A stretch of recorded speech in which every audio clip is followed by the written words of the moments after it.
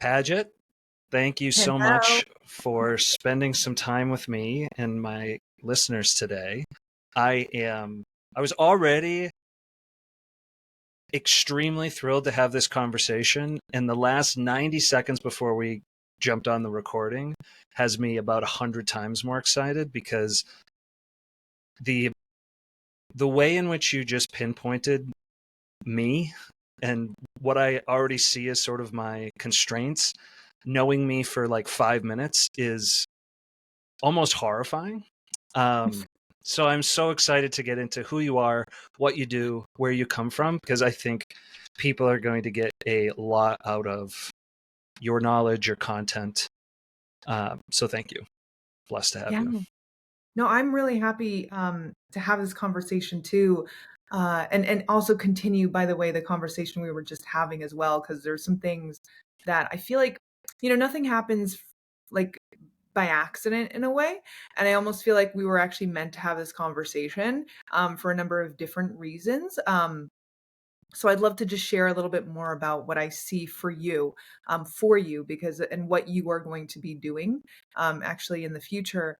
But yeah, so my name is Paget Kagy. I'm a quantum energy healer, frequency healer, whatever you want to call it. Basically, I just tap into people's energetic fields at a higher level of consciousness. I see their potential. I see what's keeping them stuck. I help them release it from those higher levels of consciousness so that they can just become their full potential. In a nutshell, that's how I would describe what I do. I love that. And that feels like it's a little bit of a jump from actress and or content creator. How did you discover that you had these powers, for lack of a better term? Well, first of all, I just want to say that we all have these abilities, right? And in fact, when we're in our waking lives and we're reacting to things, we're making decisions, we're interacting with people, we all already know. Like that's why we're called to certain things. That's why we're magnetized to certain things. We already know. We just don't necessarily know it at a conscious level. And that's where we get blocked is we don't know it at a conscious level, so we don't really know quote what to do about it, if that makes sense, or how to actually change it, or like what is my intuition, or what is a pattern that's actually that's holding me back. And so I got into the acting space from a place of, for lack of a better, I mean, this is very all inclusive, a lot of stuff, but low self-worth, right? Where I just wanted to be validated. I was really bullied. I was picked on when I was a kid. I was a weirdo when I was a kid. I really didn't fit in. I've never fit in my entire life. And so I wanted to be an actor, I think, from a deeper place of like, hey, I'm going to prove to you that I can be someone, right? And it also fed my creative side, which is, that one is 100% me. I am just incredibly creative. And so I was pursuing acting for a long time, but I was doing it from a place of a lack of self-worth and a need to be seen in a certain way. But also I had so many fears around it too. I had a fear of being seen, while logically I thought I wanted to be seen. This is the way it all works. And so it wasn't, I mean, did I book some things here and there, and did I have some successes here and there? Yes, but it obviously didn't really go in the direction that I was aiming it to go in. And so I was struggling like majorly, not just in terms of the career success, because that's whatever, but that just represented like a major struggle I was going through within myself, right? My own identity, feeling comfortable in my skin, feeling confident in a lot of ways. And the whole failing in the acting thing just reflected me already just feeling like a failure on some level, right? At a deep level. And and then I got into spirituality because I wanted deeper answers. Like, why am I stuck in this identity? Why, like, am I stuck and I'm not able to move forward in life? Why can't I live the life that I truly feel like I want to live and is the potential within me?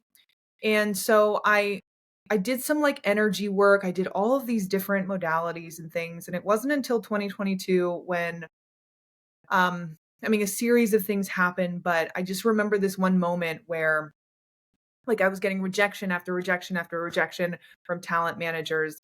And I was so frustrated with myself. I'm like, how do I see my way out of this? And I was piecing around in my garage, and I was so full of so much anger and self hatred.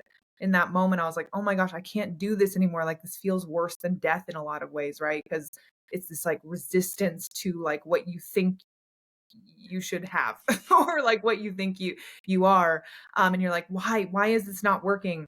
And then this like rush of energy just came through me, and and it was just this download, I guess you would call it now, or I would call it now, where it's like, wait a second, no, you do actually have the power to change your life. You have the power to change. You are the creator of your reality. And I'm like, whoa, okay. But like just as soon as it came, it just left. And I was like, okay, what, like, where did that come from? Like, where did that Mm. knowing actually come from? It wasn't just from my head. It was like in my body at a really deep fundamental level. And so then I really became obsessed with understanding, how do I tap into that knowledge and do it more consistently? Because I know that if I can tap into that knowledge, be it more consistently, embody that knowledge more consistently, I will be able to change my life. And so Mm. I became obsessed with understanding energy and how to shift your identity through deep energy work and all of that stuff. And I put together this blueprint that I was following for my own life, because I was like, I want to improve my own life. And then very randomly, like through about like 6 months of that process, and really 3 months, really hardcore, my life started to change, or rather I started to change. I just felt, even though like nothing, I wasn't booking a whole bunch of gay acting things, not my career, skyrocketed, but I was like, whoa, I just feel better in my skin. I feel happier for some reason. I just feel good in myself. And then I started to attract these random hints from the universe, I call them, or my higher self, of like, yes, you're on the right track. Hey, we're going to throw you a bone. You just booked a random acting gig here. Hey, we're going to throw you another bone. You just had a random check come in. And it was all just basically trying to tell me, yes, you're on the right path. Yes, keep going. And that's what led me to this really random creative idea of posting something on Instagram that was like the conversations with the universe. And I just posted it. I did it. I didn't think it was like, I wasn't trying to go viral. I wasn't actually trying to do anything. I was just like, that's kind of a funny idea. I literally just did it as like for fun for me, not for anyone else, for me. And then randomly, like, it went kind of viral, and people then started to reach out to me being like, hey, do you coach? And I'm like, my profile says I'm an actor. I am not a coaching what? And they're like, no, coaching, like life coaching. And I'm like, but my profile says I'm an actor. But I'm like, okay, you know what, universe? I'll just say yes. Okay, yes. Right. And then that's when I just started coaching people. And at that point, again, I didn't have any quote abilities. That wasn't my focus. I really didn't need that in my life.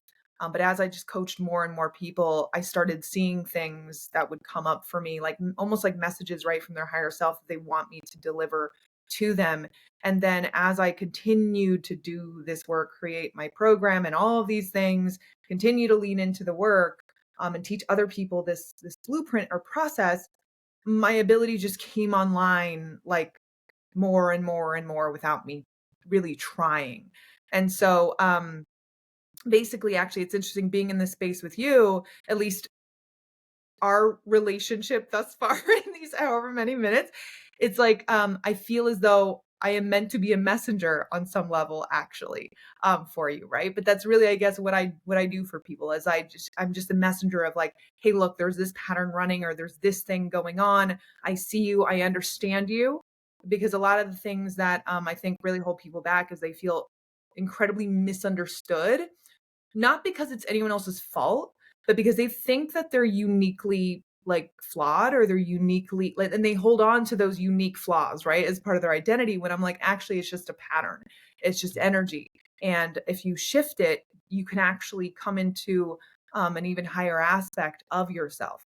So, long story short, that's kind of my journey from acting to what I do now. Amazing. What do you think your 17-year-old self would say if you had just told her that story? Gosh. Oh my gosh. My seven I'm gonna actually tap into who was I at 17? Oh, I was not in a great she would be like, she wouldn't be able to receive it, like literally receive it. She'd just be like, okay, whatever. Right. And you know how like psychics might tell you, oh my God, these amazing things are gonna happen for you. And you're like, yeah, I'm not that.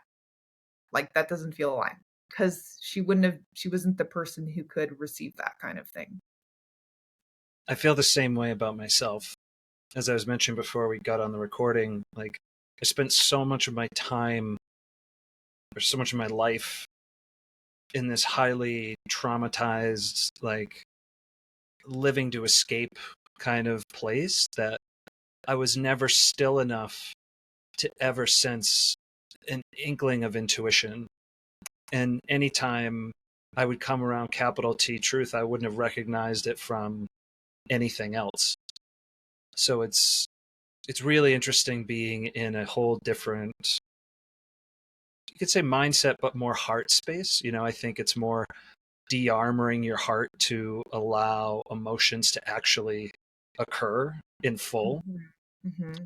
and Mm-hmm. enjoy the whole symphony of the human experience, which is well, there's a lot of lows in a symphony too if you listen closely enough. Of um course. Yeah. But yeah, Matt, for you, I just feel like for some reason we're meant to get on this call because I was meant to tell you certain things. And I don't just tell people things like just randomly, like if I'm having a conversation with them, but like you've always known the truth. Actually, ever since you were little, you had a very big capacity, let's say, to understand the truth behind things. So you would even be the kind of kid who would be in a situation around like adults and you would be able to see through them to some degree, or you'd be able to recognize actually who they truly were. But it gets kind of too much to handle, right? If you see things or exposed to things that to truth that is, let's say, inconvenient to mm, understand before you're ready to understand it. And so then you would try to cut yourself off from it, right? And for you though, that is what you're, I mean, similar to me, that is what you are after at a deeper level beyond the mind is a truth seeker, like seeking the truth. Although the thing is that the truth is just in us, right? And it's just about unlocking the truth that we already have literally in our DNA, in our bones. We are fractals of source. We are fractals of everything. And so you know that, and I think your mission is actually to just embody that as opposed to know it from your mind. You already know it, mm, but accept that you know it and not have to at all really figure it out with your mind or make sense of any of it, because the knowledge goes beyond making sense of. Like you can't make sense of the complications of this matrix. Like it's just, you can to some level, but then if you get to those much higher spaces, it doesn't make sense, right, with our human minds. And I think the power for you actually for other, like what you're going to be able to do for other people is hold the space of truth just by being, not by saying anything necessarily, although whatever, but just literally by your being, so that other people, and feeling safe in the truth, because the truth is scary. Feeling safe in the truth of like all of the knowledge that you hold within you, so that other people can come into a space of feeling safe in the truth as well. that's beautiful. It resonates so much with me because as I sort of woke up a few years ago, the first sort of drive that I had was to figure it all out. Yes. It was, oh, there's this whole other universe inside this universe that I never even conceived. And it's like frequency and color and quantum physics and religion. And it's just like, oh my gosh, it all fits into place. It's like, trying to wrestle the complexities of the infinite mystery of whatever it is that we are. Mm-hmm. And you can get so far down that path, but it's a little bit like, your arm trying to touch itself. Like it just can't happen because you are of it. You can't, it's like a video game character trying to understand the console on which it plays, right? It's 100%. literally impossible. Yes. And what happened to me a couple of years ago, so I was probably 18 months into the journey, and I mean, I dove off a cliff, arms pinned to my side, just like learn, learn, learn, release, release, release, surrender, surrender, surrender. Every day, that was the only thing I cared about, was letting go more and more. Like, just bring me to the truth. And I had this, and I was freewheeling a little too freely with Yeah, some medicines, let's say. And I I think I just downloaded too much too fast, I and I know it. couldn't I couldn't integrate what I was working with. And ironically, it happened to me the weekend that I went to Mickey Singer's Temple of the Universe, the guy who wrote The Untethered Soul, which started my journey. I went down there, I took no THC or anything with me, which was what I was using to be in this, like, completely, it allowed me to be embodied instead of being here. That's what Yeah, I was leveraging it yeah, for. yes. And I didn't bring any of it with me. I get down there, I get stuck, plane delays, I stay later, I come back, and I smoke, and I had a crippling panic attack. I mean, Yes. Yeah. crippling, about Yeah. death. It Mm-hmm. was like I could not stop thinking about the fact I am going to die. It is A inescapable. 100%. It has always been inescapable. And it didn't matter that I think I am a shard of God, that I think I'm just a fractal of universal consciousness. I've played this out infinite times and infinite variations, and I will forever and in perpetuity. None of that was comforting at all. And if I'm being completely honest about it, it still doesn't feel comforting. Yes. It's Like, I've it's not been working for years at this point, right? A little over 2 years, to get to a state where it's not gnawing at my consciousness regularly, but I still have not, I'm nowhere near where I had been able to be in, like, I reached samadhi in that float tank. Complete stillness, merged with the universe, like, no mind. I stopped breathing. Like, that was peak. And I feel like I've somehow catapulted to the other side of the spectrum where, to your point, it's like mind, mind, mind. it's because so actually, I mean, even people who might be listening to this, you can even feel right the frequency if you really listen to this conversation, to this mastermind that we are currently in, me and Matt are currently in. But like I would just let's do an exercise actually, if you don't mind. I'd love that. Um, So bring your attention to the middle of your heart space and just take a breath, okay? So these fears go really, really back, actually. And we all have fears, okay? But for you, Matt, let's say we get to a certain level and then at that level we need to release some really, really deep things about our identity. So for you, what I see is it's actually fear that you had even when you were young, like really young, like even 5 or so, okay? That you are going to have to, let's say, face in order for you to release it. So, like, let's say, even points of time, these fears of being powerless, these feelings of powerlessness is actually. So, all of this is really just energy. It shows up as emotion, but behind it is a really deep level of energy. And as the energy releases from you, you just have to re experience the emotions that were attached to it. But this energy for you, it's like this powerlessness, right? And it might have been shown up when you were young, but it's not who you are. And that's why it's scary. And that's why it creates this disconnect in your consciousness, but it doesn't actually belong to you. And then your stomach area of like, there's nothing I can do, like this sense of like this weakness, right? That there's nothing I can do. And so when it becomes scary, when we have a certain amount of fear in our field, in our body, we easily go into our head because we're trying to rationalize what we're experiencing at a visceral level. So bring your attention to the middle of your head space. And we all do this, like all of us do this. Okay. It's like an immediate relief of emotion. So this is where you're actually resisting, let's say, higher knowledge to come through because you're like, I can't handle it. Like, right. And you're associating it with the fear itself. The fear is just what's leaving you in order for the higher knowledge to come through. But I kind of see that you're sort of blocking it a bit. Okay. And then just take another breath into your chest. So you can open your eyes. Yeah. So, Matt, you're actually like really representing a really interesting point on people's journeys when they're about to, like, let's say, when rather they can break through to the next level, but they're resisting breaking through to the next level, right? Why? Because we get consumed by all the fear, and the fear Mm. is actually the path. The fear is the path to the next level, but then we look at the fear and we're like, oh my God, I'm going to die. Oh my God, I can't take it. I can't take it. I'm not going to be able to do this.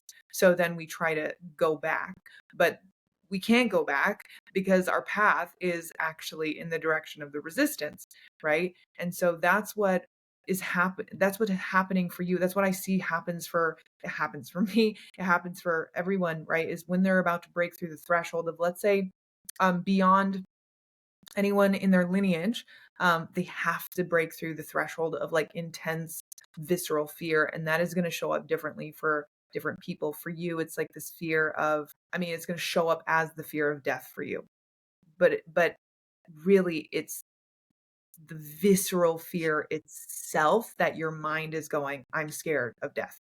So your mind attaches to the fear of death, but it's just the visceral fear itself.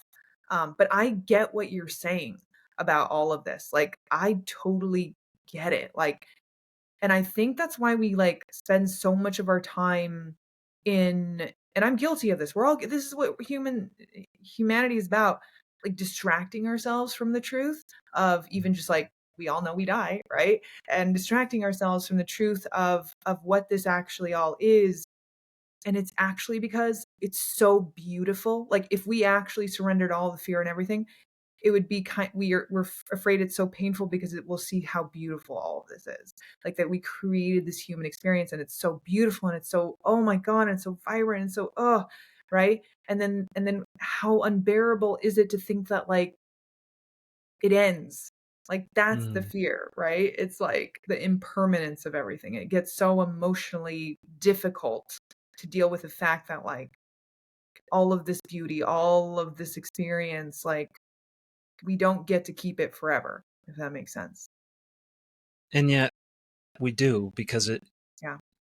it is us, right? Yes, Like that's the 100%.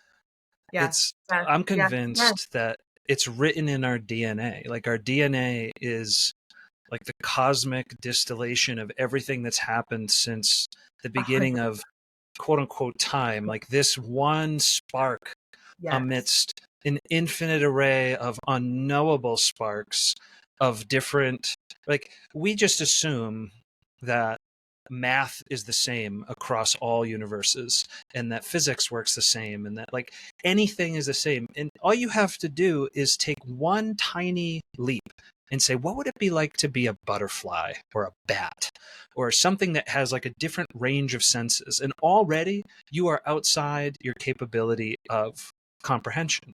Never Exactly. mind, what would it be like to live in 8 dimensions, 50, infinite, right? It's just like, Yeah, it don't, and if we want to calm our minds down, our human minds can't even comprehend the complexity of reality and how so the way I even see like us, like Matt Paget, right?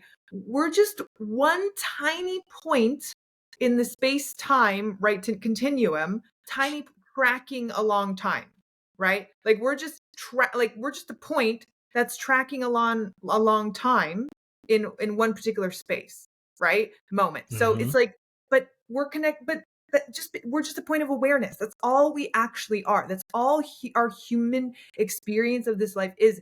It's just a point of awareness that is tracking against time, right? And But where it's we point our awareness dictates the what our experience, like experience is in this three. basically, which Yeah. means it Yeah. dictates the universe. Exactly. So that's why even the thoughts of like death and stuff, I mean, in order for us to make sense of this on a human level, the thing that has actually come to me in the most like human definition possible is that you can also see this is just a memory. So we're already dead anyway. And then we literally, like when we quote die, it's actually just an illusion because we wake up right away. Like Right. we wake up, it's a In the dream. next thing. Right. Yeah, in the next thing, or even actually, hello, it could be this life again. Like, we don't know because Yeah. we don't know because we don't have that level of understanding. But it's literally like, just, oh, I just woke up. Oh, I just woke up. Oh, I just woke up. Oh, I just woke up. Oh, right. And like, if people have done, let's say, plant medicine or whatever, like, you know how like you can see those prisms or those geometric patterns and stuff. You can't understand that with a human Right. mind. That's how your human mind is literally translating higher knowledge. It's like, let's show you some patterns. It's like, okay, because that's all you're capable of understanding and seeing are like little patterns, you know? So, at what point did you start to? Well, actually, let me ask you this differently. Were you always spiritual, or did that come along with this sort of awakening you had? No, I was not. I was very like, get good grades. You're going to be a lawyer. You're going to be an engineer. All this stuff. So the reason why I even entered into spirituality is because I ended up, oh my God, he's like the biggest, I mention him all the time. He was like the biggest like slap in the face, but he's now the biggest gift. I can actually say that. Wow. I ended up dating someone for 6 months who ended up being engaged secretly. And I thought like I Oh can marry boy. this person. Yeah. And so when I found that out, I was like, how can I make sense of this? That was when I first saw a psychic. But Mm, before that, so that was when I was like 25 or 20, I don't know, 25 or something. I don't know. But before that I was like, nah, not really into spiritual. I was into the motivation and all that stuff and the self-help. But I didn't really dive into spirituality. I think for a lot of us, it really takes us having some sort of traumatic, we can't make sense of this event in our lives for us to turn to something bigger, you know? mm. But no, I was I not. can I was definitely relate. very, yeah. So, at what point along the road did you go from I can control my destiny to I am a fractal of God? Because those aren't necessarily obviously linear. The same path, right? But yeah. Yeah. So when I had that download, it's like I knew like that is knowledge, but it was that but of course, because I wasn't ready to understand the fractal of source part of it, it was just knowledge of you have like you are the creator, right? It's like, oh yes, okay. I can play in this video game and understand the rules of this video game is what it felt like, Mm, really. Right. But then the question becomes, well, what created the video game? Like, uh-oh. And then so that really happened actually as I continued to like it was a natural evolution actually because like when I work with people, I'm forced to go to higher levels of consciousness. Like I'm forced to release more and more of my own stuff so I change while I help other people change. So it mm, was in this process of like seeing more and seeing more and seeing more and realizing more and having bigger downloads and going, oh my God. But it started just from, hey, change your reality to like, whoa, like this, it doesn't stop at this video game, right? This mm. is so much, we are so much more connected to everything. But even like, let's say, take your intuition or my intuition, you have to ask, okay, we're all pulling from something, Right. right? And what if that something is just like a collective knowledge that we're already part of anyway? So then we're already connected to that anyway. But what's creating that knowledge? Oh, probably us. So we're all like, even if you want to logic it that way. But the knowing part of it really has just come from my own growth and spiritual evolution and downloads. And like, they're not pleasant. Like, they're not, like you said, like we were talking about earlier, they're scary as fuck. Like, I'm not gonna lie. Like, they're fucking scary. Like, my husband will even vouch. There have been times when I've been on the floor, like screaming and crying because I'm like, oh my God, this all ends. Like, it all ends. Like, this doesn't, like, none of this is real. Like, oh my God, this is not real. This all ends. Why are we punished to go through something so beautiful and all of this and so deep, like all of this and so detailed and everything like that, only for it to not matter, quote unquote, right? Only for it to just like be washed away and for us to not even be able to build on it or not be able to like hold on to it. And it becomes like unbearable almost, right? Because then the really beautiful moments, they become so unbearable because you're like, oh my God, this doesn't last. What the Mm, heck? Like this almost feels worse in some ways than just like being like, okay, maybe I should just go. Like, so in the darkest moments, it's like, oh my God, maybe I should just go because like I can't stand the fact that like it's so beautiful in a sense and profound, but I don't get to keep it. Like it feels like torture. I know that sounds really bizarre, but yeah, It doesn't sound bizarre to me in the least. There was a time when I was standing in my shower after that whole panic inducing collapse kind of occurred. And I have this waterproof notepad with a pencil. And I ended up writing down, and I would kind of, I'll call it channel these downloads that I would get. And the shower was a wonderful place to receive them. yeah. I don't know why, it just seems to be. Same here. Yeah. And I wrote down quit or play to win the game. Yeah. Yeah. And I don't remember who the philosopher was, but somebody a long time ago posed that there's only one philosophical question worth posing, which is, should I kill myself? And I think our culture in the West is horrified by the nature of the question, that you would even ask it. Yeah. Despite the fact that we're very like pro-abortion and other things, like we have a very interesting system of things that we accept here. We have our own human logic around stuff that's very based in culture and control, and also just like, right, to keep us safe in our human bubble.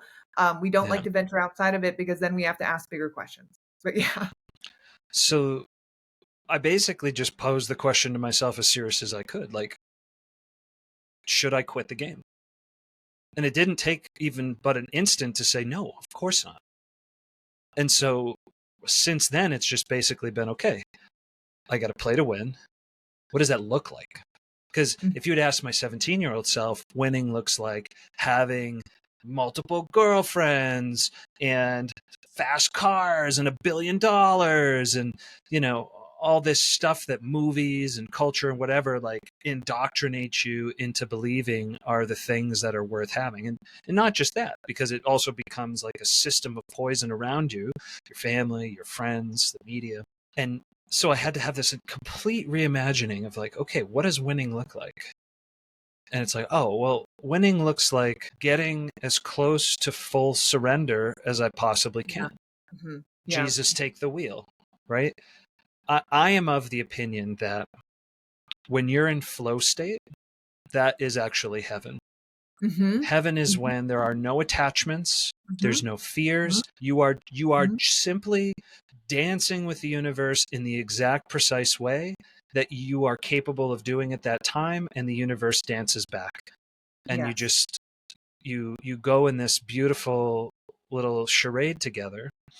And you see that in music, in literal dance, making love, creating art, right? There's all these times where people just go into this trance and they come out and it's like, what just happened? And they look at what they've created and it's like, this is incredible. I never would have expected that I was even capable of that. Or if you get an idea, right? Or you solve an ultra complex problem, where did that download come from? And so for me, it's like, okay, well, how do I get into that flow state on demand, on command?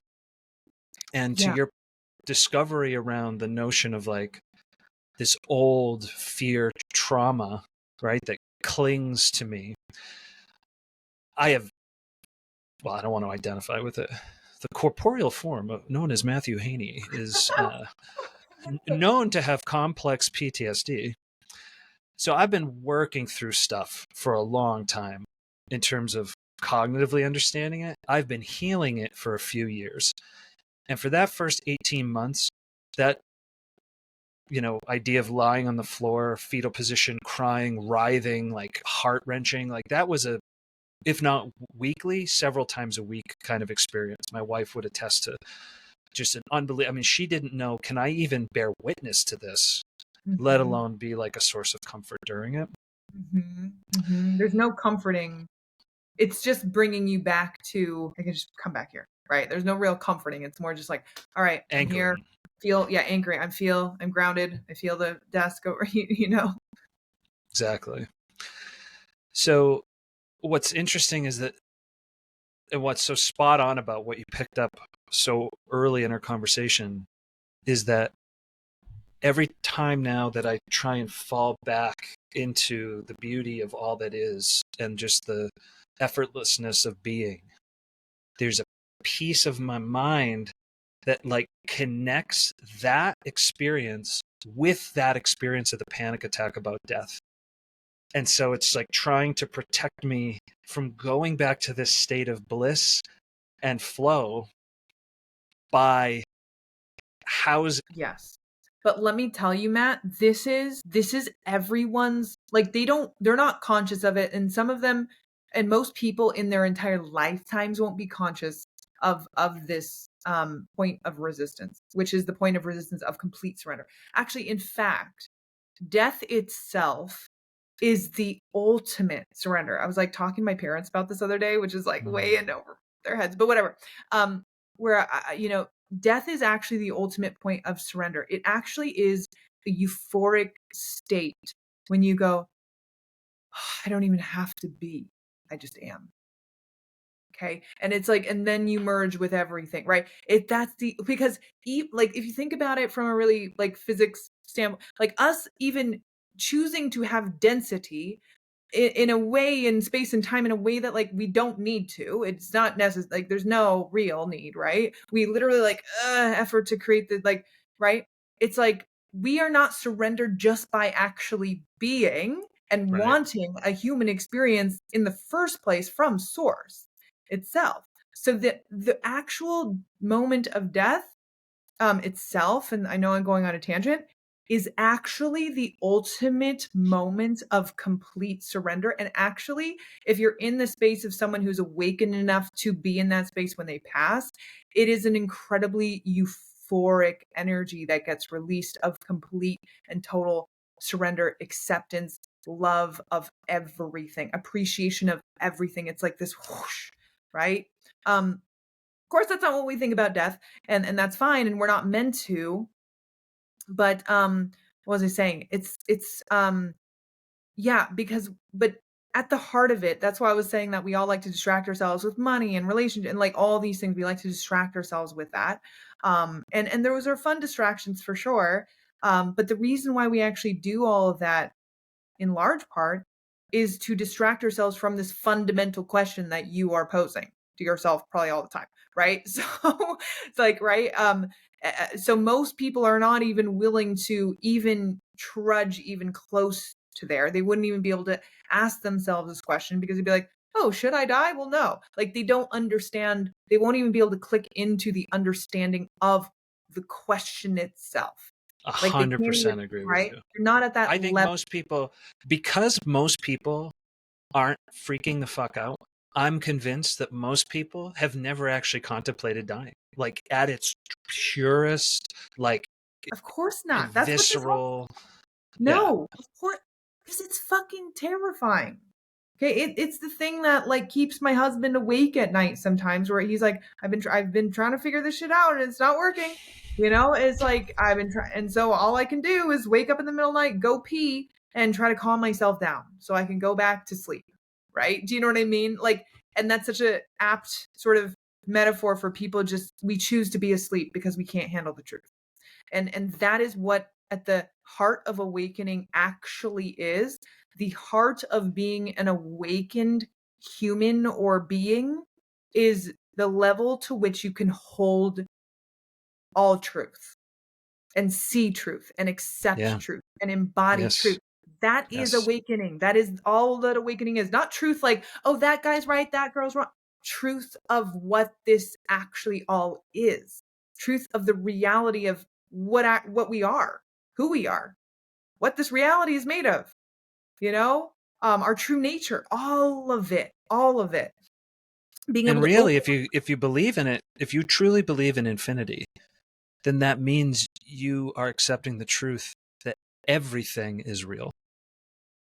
Everything that's ever been conceived, everything that could be conceived, and everything outside the possibility of human conception. It's all true. And that, I think, is the hardest part, is somehow there's a part where your brain, it like overheats and you gotta like turn off the engine and put it in neutral, and Yes. you just coast instead. See, but Matt, wouldn't that be the ultimate surrender in some way? It's like, Exactly. oh shit.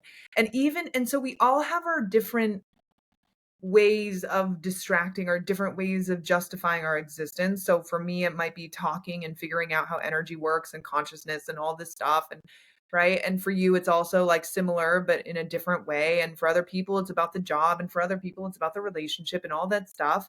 We're all trying to justify why we are here, what we are supposed to do here, like, you know, what the purpose of all of it actually is.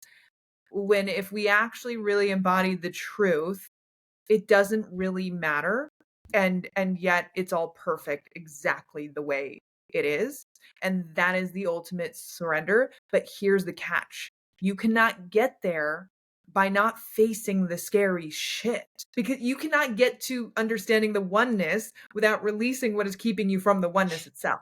Now most people will not release much of anything.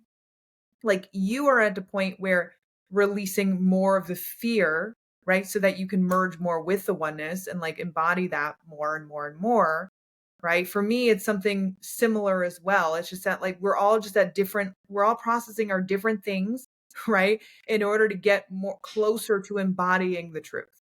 But in embodying the truth, we have to fucking face all of our shit, all of the stuff that has kept us separate, all of the stuff that is keeping us feeling like we're not this all powerful surrendered being, you know? And in the meantime, we like to distract ourselves with all sorts of other things.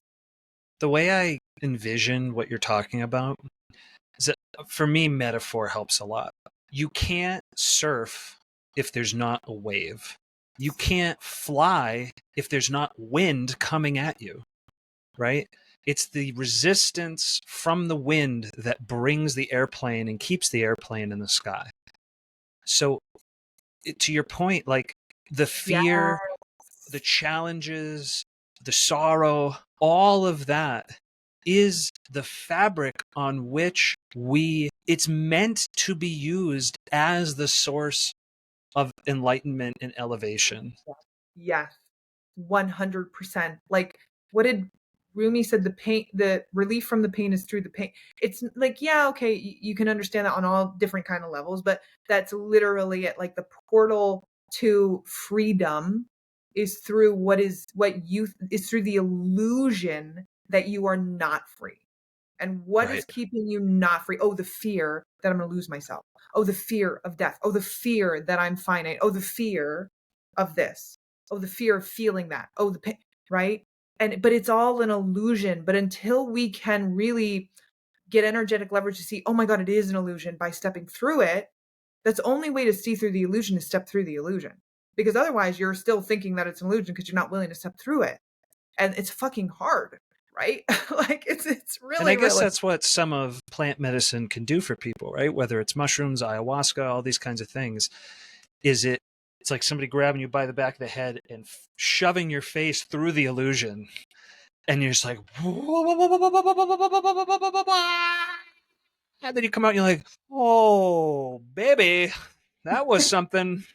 Yes. And there's a period of time where you're like, oh, so beautiful, and everything is so simple, and you just, I don't have to try. And then it just like starts to fade at the edges, and then eventually gets sucked back into like 95% of the way you were before, unless you've got like very substantial practices of meditation and right, all these kinds of things that can help bolster that But the thing is, embodiment. like the thing is, it is funny because like my well, I don't know if I can, but anyway, there are people who I know who have done mushrooms many times, and they're like, I'm not seeing anything.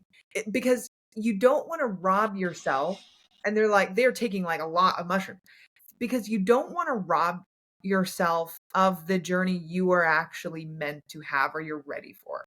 Like Right. you don't want to rob yourself of that. Like, part of the surrender is surrendering to the fact that we chose to be here as well, right? Like, so I had to In this come to exact incarnation with these yes, to exact like limitations. have, yeah, that's a big surrender to go, oh shit, okay, I chose that. Like, I chose to have this experience in this body doing whatever.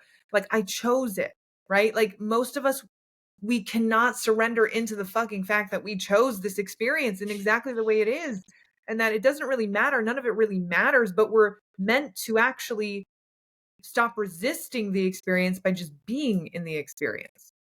Like, very few people are actually able to get there.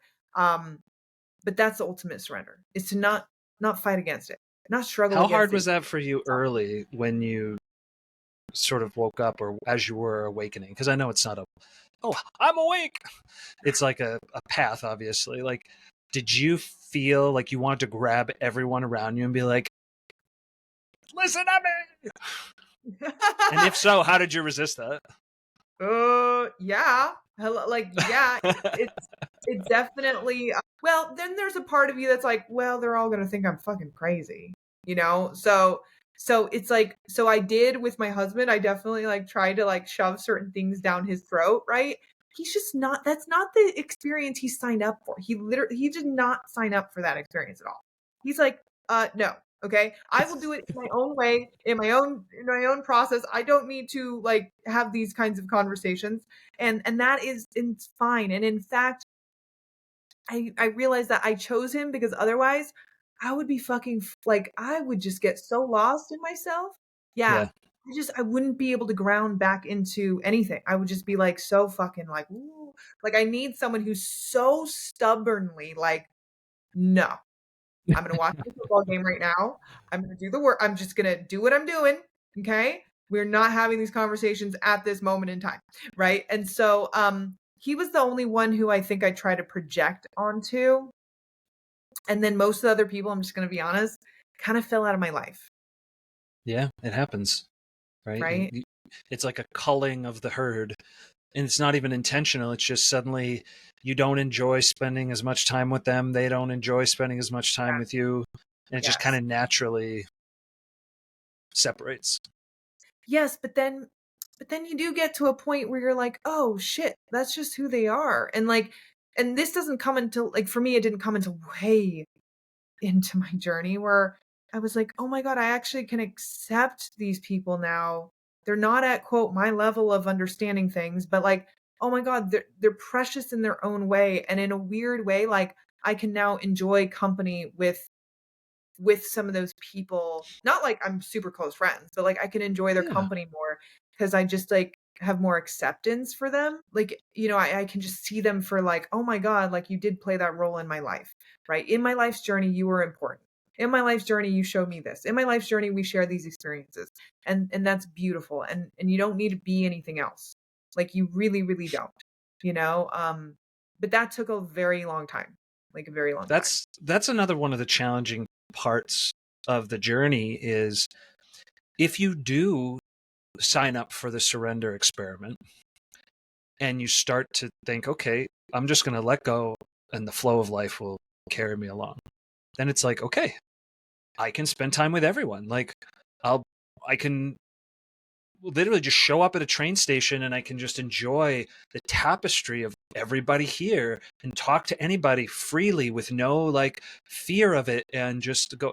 But like, is that what I'm meant to be doing? Right. And so then there's this like, there's this dichotomy of, okay, I've let go of all my wants, right? Because if I want something, it's part of attachment, and it's like, okay, I'm going to be in this Buddhist, cycle of suffering. Yeah. So I must absolve myself of wants and not wants, and I should just flow. And I did that for a while, and I was just like, I'm not going fucking anywhere. Like, Yeah. Okay. So Matt, here's what I'm going to say, right? And this is something that I have said to my clients before, where there is not anything inherently bad with wanting anything, with wanting recognition, fame, money, or like there's nothing like that is also part of like this human experience, is to go through the process of attachment, of want, of desire, right? And so mhm. and so what I sometimes you need to get to the top of the mountain in order for you to realize just how beautiful everything was at the bottom of the mountain, Mm. right? Sometimes you need that perspective to go, oh shit, I actually didn't need to climb this mountain. Why was I climbing this mountain? Oh wait, what happened? Wait, but what I want is down there. Like, you know what I mean? And it's like we have to go through these processes. It's just, this is my process, right? It's like it's so beautiful and complex and profound and perfect and challenging and difficult and frustrating all at the same time. And like being able to see it from that higher perspective, but then also knowing that it goes.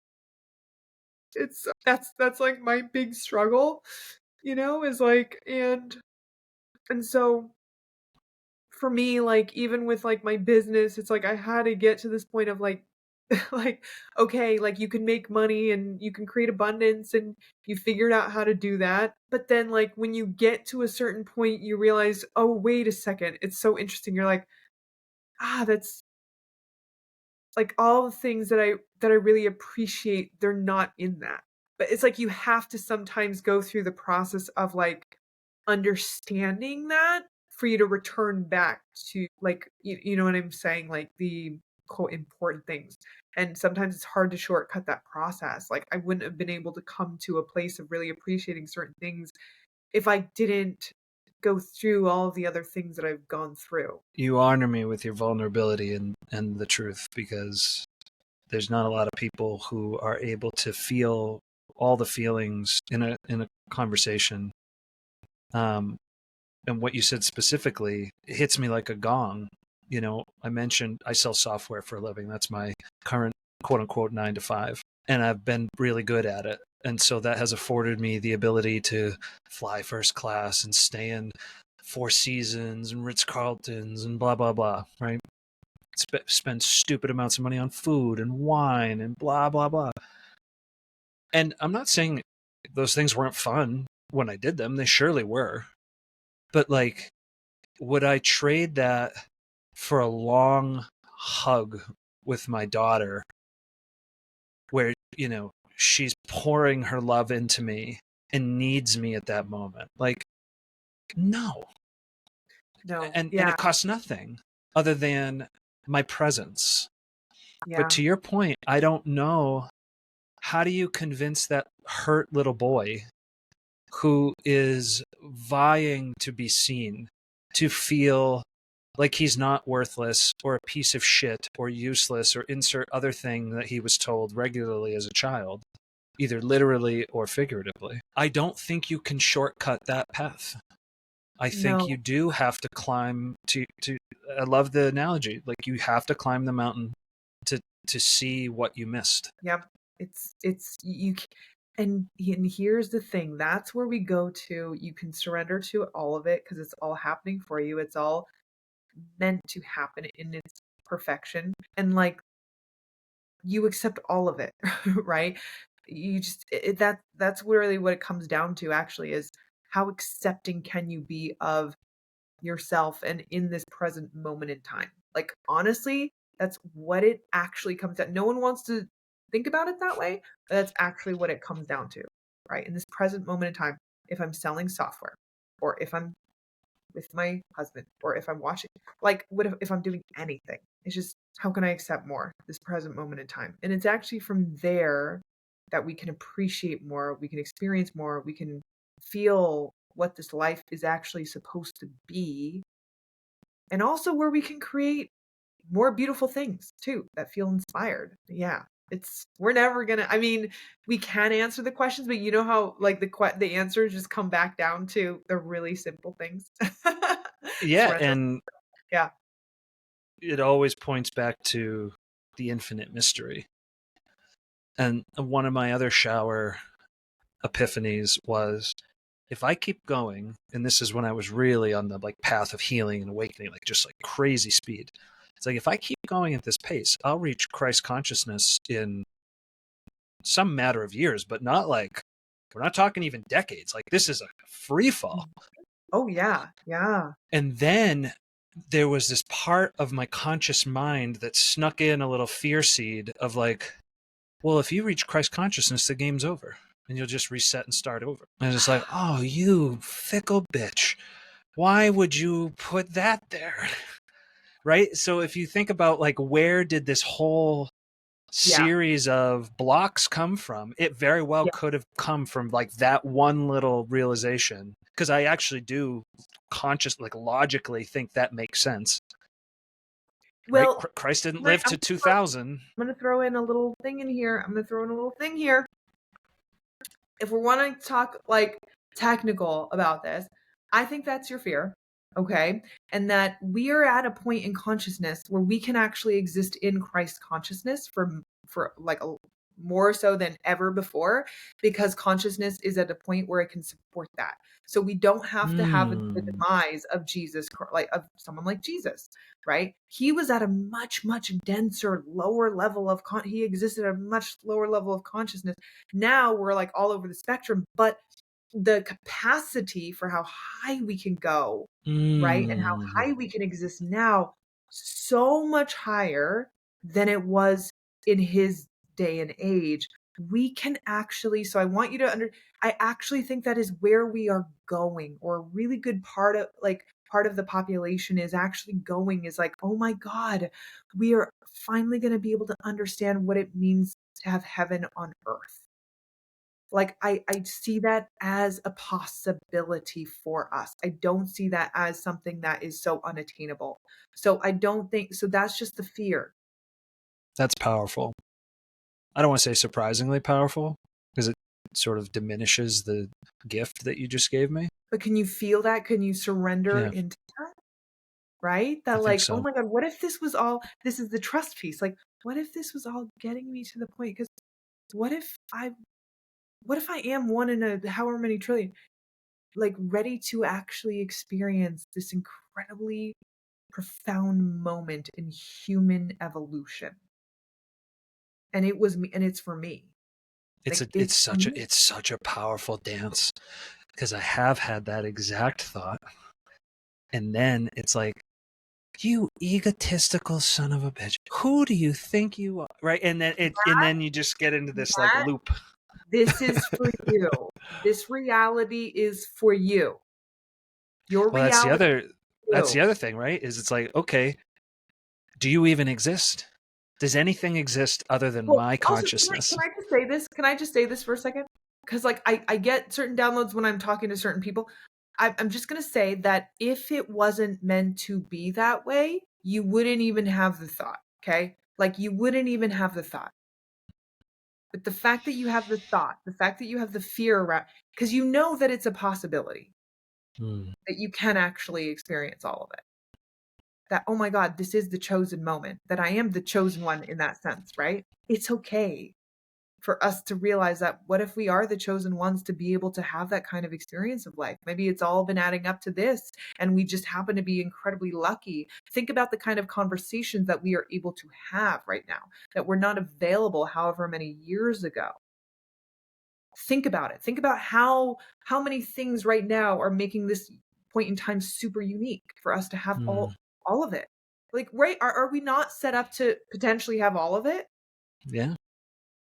more so than ever before? And the challenge when you're equipped to handle that is, how do you lean into it with no parachute, no bungee cord, and no expectation that it happens, right?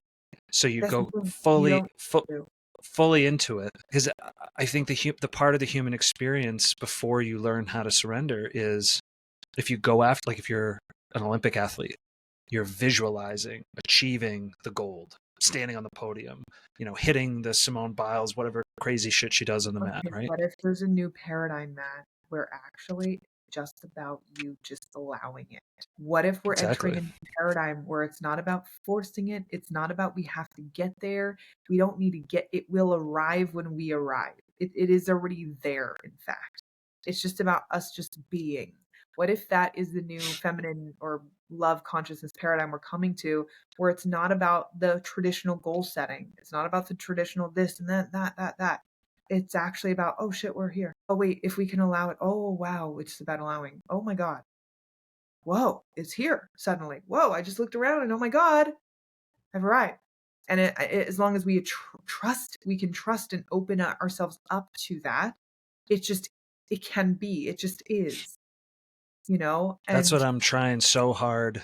And even just those words, right? I'm trying so hard.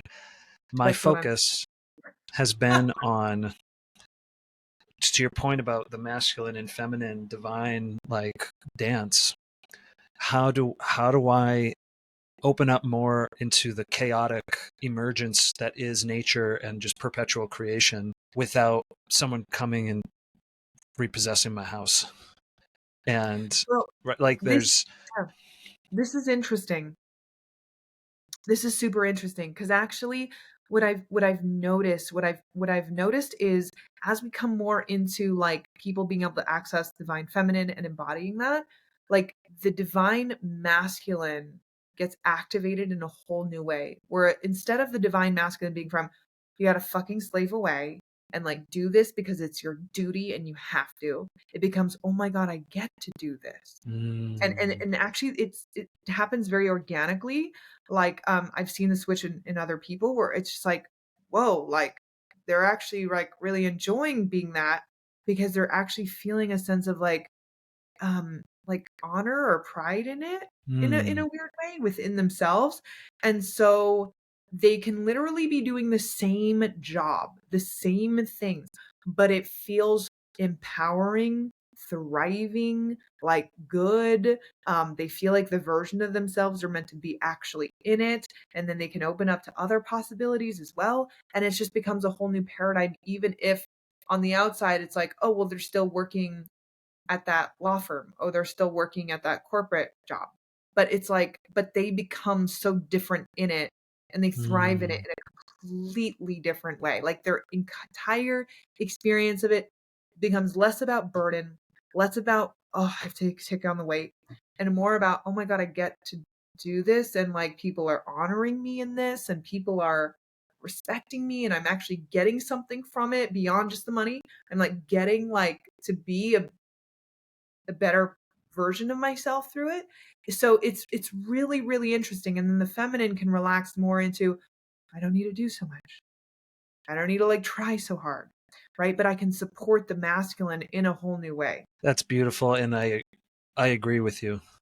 I've seen it even in myself. Like my feminine was in a body bag stuffed in a trunk until a few years ago. And I rode the masculine like a rider with a whip until that horse was almost dead. In fact, and my wife and friends would agree that like if I hadn't had the awakening that I did, I was probably going to die in my 40s from a heart attack from Right.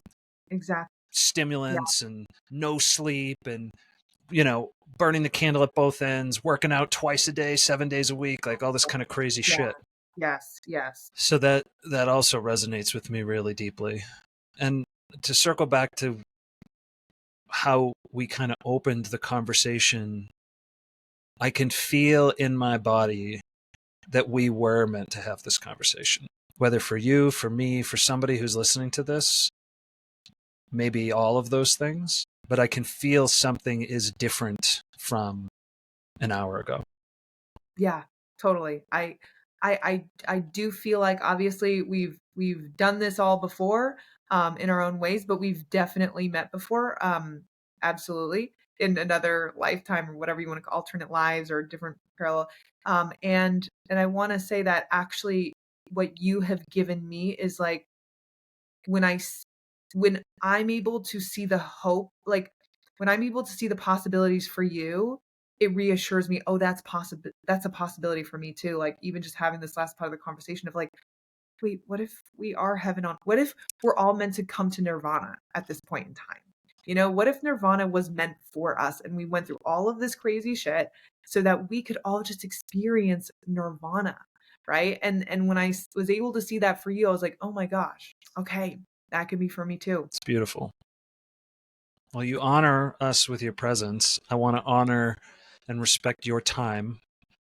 What would you say to folks who maybe have not found themselves so far down the path, but they're curious?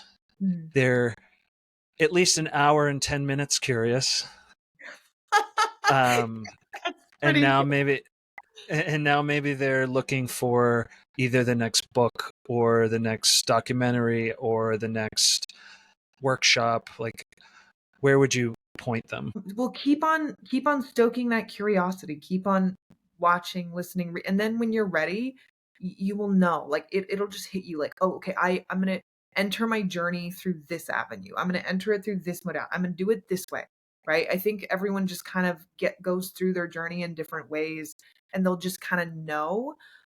So I don't need to lead people in that way.